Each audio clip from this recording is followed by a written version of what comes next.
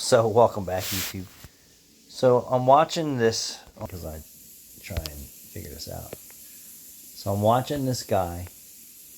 What do you want to do with Yeah, he's talking about why Honda engines have problems, and he's using the language oil dilution, and why Honda have such a great engine years and years and years ago, and then now they have problems. They're not the only ones with GDI engines. And turbocharged engines. They're not the only ones.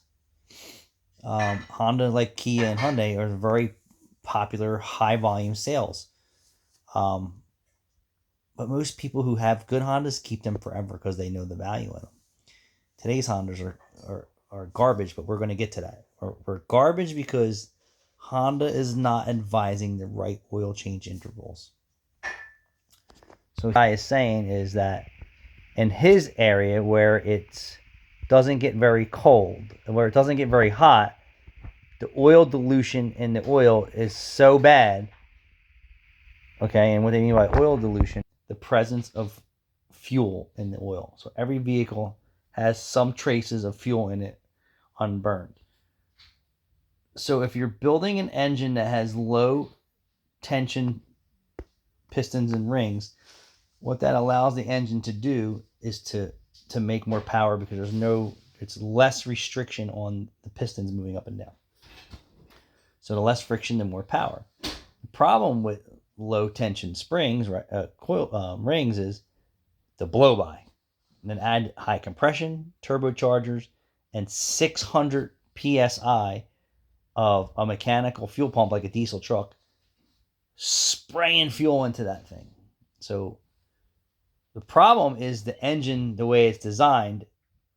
But the even bigger problem is not that it's a bad design, it's a great design engine. The biggest problem is they're not teaching the consumers how to maintain it. So when they sit down at the sales table, their salesman should be educating consumers.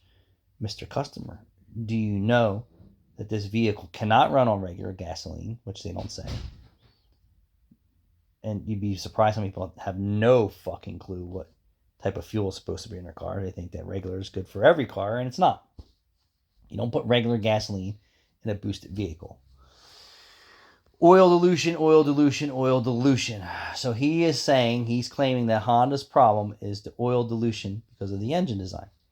100% correct. This engine has a high oil dilution, means presence of fuel in the oil, which makes the fuel bad sooner.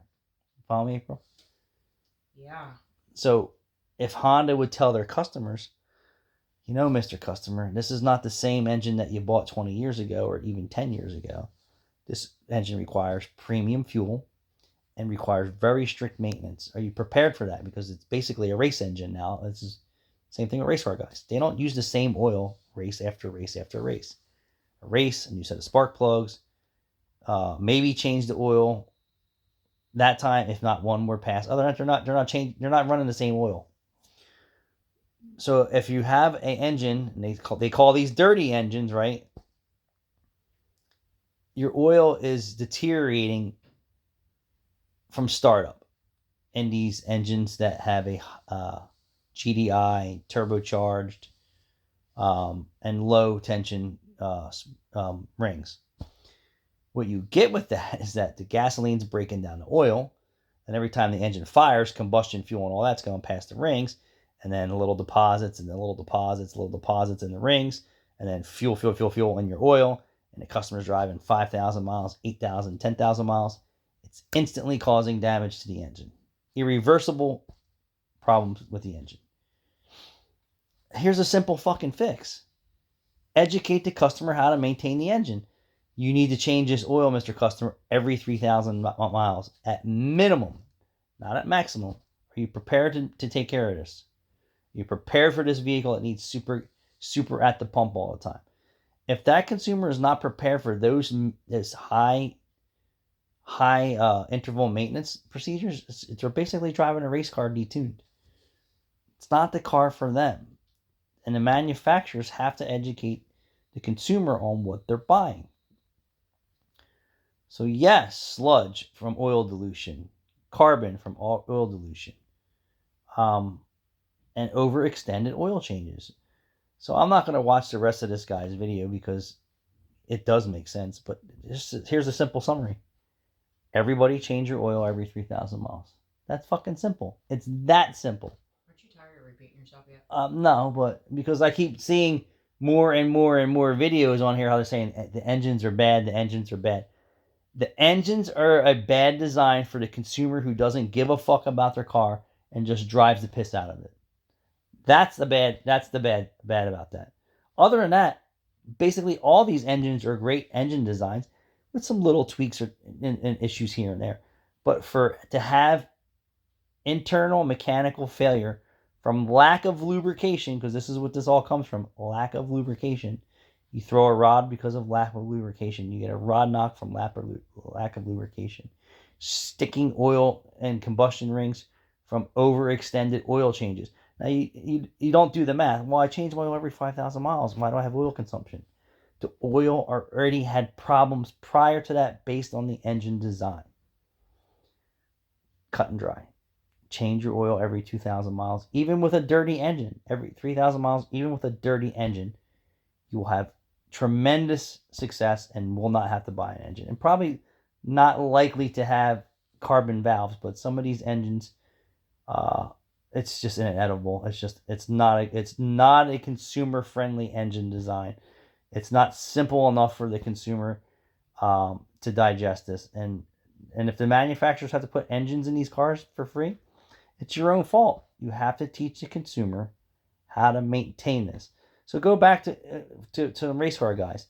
A guy who's always had a hydraulic roller camshaft very rarely would have to go back and adjust his valves.